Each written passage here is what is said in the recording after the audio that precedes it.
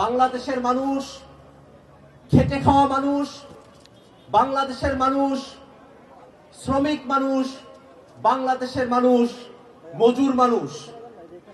কিন্তু অত্যন্ত দুর্ভাগ্যের বিষয়, বাংলাদেশের অর্থনৈতিক চালিকা শক্তি সেই শ্রমিকেরা নিরাপদে তাদের কর্মস্থলে তাদের শ্রম জীবনকে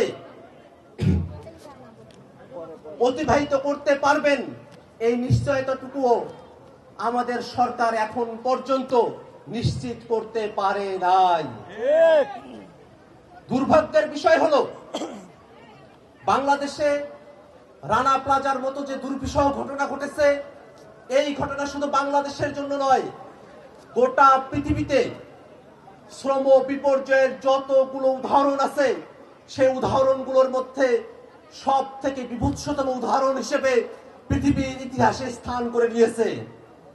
কিন্তু তারপরেও বাংলাদেশের শ্রমিকদের নিরাপদ কর্মস্থল এখনো পর্যন্ত নিশ্চিত করা সম্ভব হয়ে ওঠে নাই।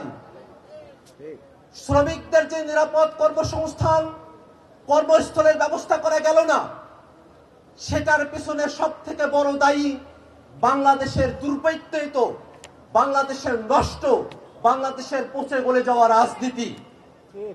রানা প্লাজার শ্রমিকদেরকে যে জীবন দিতে হলো, এই জীবন দেওয়ার পেছনে সব থেকে বড় দায়ী বিষয় কিন্তু এই রানা প্লাজার যে মালিক, সেই সোহেল রানা। সেই সোহেল রানা তার রাজনৈতিক দাপটে গায়ের জোরে আগের দিন 23শে এপ্রিল যখন একটা পিলারে ভাঙ্গনের কথা ছড়ালো, সাংবাদিক নাজমুল ভাই এসে সেটা রিপোর্ট করলেন, তারপরেও গায়ের জোরে পরের দিন 24 তারিখ গার্মেন্টস খোলা রাখার রায়টা দিয়েছিল, হুকুমটা দিয়েছিল। কিন্তু ওই সোহেল রানা, তার পেছনে সব থেকে বড় দায়ী বিষয় ছিল সোহেল রানার রাজনৈতিক ক্ষমতা। আওয়ামী লীগ সরকার তার রাজনীতিকে এমন ভাবে দুর্বৃত্তিত করেছিল, সেই দুর্বৃত্তায়নের ফাঁদে পড়ে বাংলাদেশের শ্রমিকদেরকে রানা প্লাজায় জীবন দিতে হয়েছে। যদি রানা প্লাজার রানার কাছে আওয়ামী ক্ষমতা কুক্ষিগত না থাকতো, তাহলে সেই দিনের মতো করে আমার শ্রমিক ভাইদেরকে এই হরে দরে আর জীবন দিতে হতো না। তারপরের ঘটনা কি? উদ্ধার কার্যক্রম চলবে, বিদেশি সংস্থাগুলো বাংলাদেশে উদ্ধার কার্যক্রম পরিচালনা করবার অনুমতি চাইল। শেখ হাসিনার সরকার বিদেশি সংস্থাগুলোকে এখানে উদ্ধার কার্যক্রম পরিচালনা করতে বাধা প্রদান করলো, তাদেরকে অনুমতিটুকু দিল না।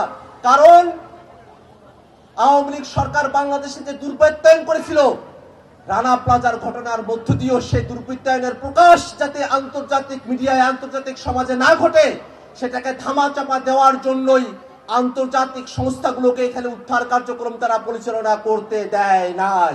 কিন্তু সব সময় সন্ত্রাসীদের পক্ষে থাকে না। 24-এর আন্দোলনের মধ্য দিয়ে সন্ত্রাসীদের পরাজয় হয়েছে, খুনি হাসিনার পরাজয় হয়েছে, সোহেল রানা ইনাম গংদের পরাজয় হয়েছে। আমরা বিশ্বাস করি আজকে শ্রমিকরা যে দাবি উত্থাপন করেছেন, সেই দাবির মধ্য দিয়ে অন্তর্বর্তীকালীন সরকারের কাছে মেসেজ পরিষ্কারভাবে উত্থাপিত হয়েছে, যাতে করে এই রানা প্লাজা ধসের ঘটনায় যারা শহীদ হয়েছেন, তাদের পরিবার, যারা আহত হয়েছেন, তারা এবং তাদের পরিবারকে পুনর্বাসনের আওতায় নিয়ে আসা হয়। যারা এই ঘটনায় দায়ী ছিলেন, তাদেরকে যথোপযুক্ত বিচারের আওতায় নিয়ে আসা হয়। এই দাবি আজকে শ্রমিকেরা, আজকে জাতীয় নাগরিক পার্টি তাদের ব্যানারে এই দাবি উত্থাপন করেছে। সেই দাবি সরকারের কাছে আমরা উত্থাপন করছি। আমরা আশাবাদ ব্যক্ত করতে চাই, পতিত স্বৈরাচারী সময়ের মতো করে নয়, নতুন করে রানা প্লাজার ঘটনায় যে মামলাগুলো হয়েছিল, সেই মামলাগুলোর বিচার কার্যক্রম নবগতিতে, নতুন উদ্যমে অল্প সময়ের মধ্যে বাস্তবায়নের পদক্ষেপ অন্তর্বর্তীকালীন সরকার গ্রহণ করবে।